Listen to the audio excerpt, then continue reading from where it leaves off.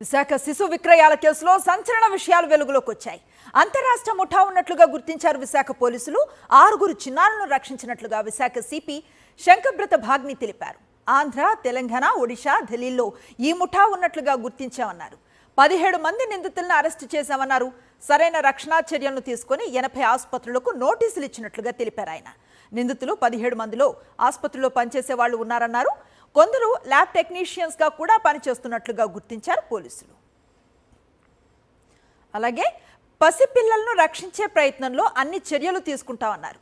అక్రమ సంబంధంతో పుట్టిన బిడ్డలను అమ్మేస్తున్నారని, ఎక్కువ మంది అమ్మాయిలు పుట్టినా లేక అనారోగ్యంతో శిశువులు జన్మించినా అమ్మేస్తున్నట్లుగా గుర్తించామన్నారు. ఆంధ్రప్రదేశ్, తెలంగాణ, ఒడిశా, ఢిల్లీ మరియు ఇతర రాష్ట్రాల్లో కూడా అదే ముఠా పనిచేస్తుంది. ఇప్పుడు వరకు 6 మంది చిన్నపిల్లల్ని రెస్క్యూ చేయడం జరిగింది. 17 మంది ముద్దాయిలను అరెస్ట్ చేయడం జరిగింది. దర్యాప్తు జరుగుతుంది. ఇంకా చాలామంది పసిపిల్లల్ని రెస్క్యూ చేయాలి. ఇంకా చాలామంది ముద్దాయిలను అరెస్ట్ చేయాలి. ఇంకా చాలా రాష్ట్రానికి వెళ్ళాలి. 80 హాస్పిటల్, హెల్త్ సెంటర్ ఎక్కడెక్కడ మన విశాఖపట్నం నగరంలో సరైన స్టెప్స్ తీసుకోవట్లేదు. అది రాస్తూ డిస్ట్రిక్ట్ కలెక్టర్ గారికి తగిన చర్య తీసుకోమని రిక్వెస్ట్ చేయడం జరిగింది. 6 రకాల కారణాల వల్ల పిల్లల్ని ఇలా అమ్మడం జరుగుతుంది. నంబర్ 1 వచ్చేసి hospital, health centre, nursing home నుండి పిల్లల్ని దొంగలించడం, అపహరించడం. అప్పుడు మనకు పేరెంట్స్ ఈజీగా దొరుకుతారు. రెండో వచ్చేసి మైనర్ బాలిక, మైనర్ అమ్మాయి బేబీ పుట్టిన తర్వాత వాళ్ళు పెళ్లి చేయలేరని అమ్మేస్తారు, లేకపోతే పాడేస్తారు. మూడో వచ్చేసి ఆక్రమ సంబంధాలు.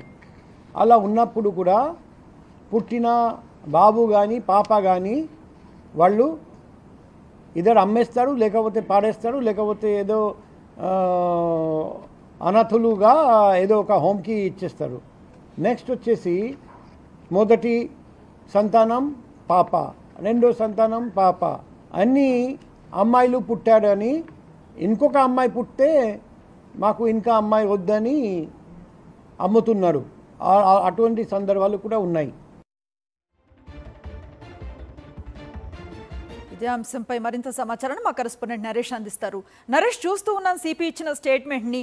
శిశువుల విక్రయానికి సంబంధించి ఎలాంటి రీజన్స్ ఉన్నాయి, ఇంకా ఎంత చర్యలు తీసుకోవాలన్న విషయంలో ఆయన స్పష్టత ఇస్తూ ఉన్న పరిస్థితి. ఎట్లాంటి అప్డేట్స్ ఉన్నాయి ఈ ఇష్యూకి సంబంధించి?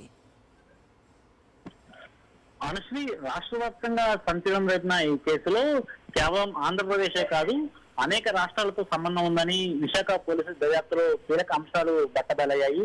అయితే విశాఖ పోలీసుల ఆధ్వర్యంలో స్పెషల్ టాస్క్ ఫోర్స్ టీం పనిచేసింది. ఇందులో ముఖ్యంగా ఆంధ్రప్రదేశ్, అదేవిధంగా తెలంగాణ, ఒడిశా, ఢిల్లీ, ముంబై వంటి అనేక రాష్ట్రాల ముఠా సభ్యులు ఈ అంతర్రాష్ట్ర ముఠాలో ఉన్నారని విశాఖ పోలీసులు గుర్తించారు. మొత్తం ఇప్పటి వరకు శిశు విక్రయాల కేసులో 17 మందిని అదుపులో తీసుకున్నారు విశాఖ పోలీసులు. అయితే ఈ ఘటనకు సంబంధించి 17 మంది నిందితులను అదుపులో తీసుకోక 6 మంది శిశువులను కూడా ఎంతో సేఫ్ గా రెస్క్యూ చేశారు. వారిని ప్రస్తుతం సేఫ్టీ హౌస్ లో పెట్టడం జరిగింది. అయితే మొత్తం ఇప్పటి వరకు సుమారు 15 నుంచి 20 మంది శిశువులను వీళ్ళు అమ్మకానికి పాల్పడినట్లు గుర్తించారు. అదేవిధంగా ఈ అమ్మకాలకు పాల్పడిన వారి సంఖ్య సంబంధించి ఏ కారణాల దృష్ట్యా వీరిని అమ్మకాలకు పాల్పడ్డారు, అదేవిధంగా వాళ్ళు బయోలాజికల్ పేరెంట్స్ ఎవరైనా అంశంపై కూడా దర్యాప్తు కొనసాగిస్తున్నామని, ఆ బయోలాజికల్ పేరెంట్స్ దొరికిన తర్వాత వారు కేవలం డబ్బు కోసమే అమ్మారా, లేకపోతే ఎవరైనా బెదిరించి వారి దగ్గర నుంచి ఈ శిశువులను తీసుకుని వెళ్ళారా, కిడ్నాప్ చేస్తారా అంశంపై కూడా దర్యాప్తు చేస్తామన్నారు. ఇన్ కేస్ బయోలాజికల్ పేరెంట్స్ డబ్బుల కోసమే శిశువులను అమ్మినట్లయితే వారిపై కూడా కేసులు నమోదు చేస్తామని, ఇది అంతర్రాష్ట్ర ముఠా కావడంతో పూర్తిగా ఇంకా దర్యాప్తు చేస్తామని తెలియజేశారు. Anushtha. Right, thank you Naresh.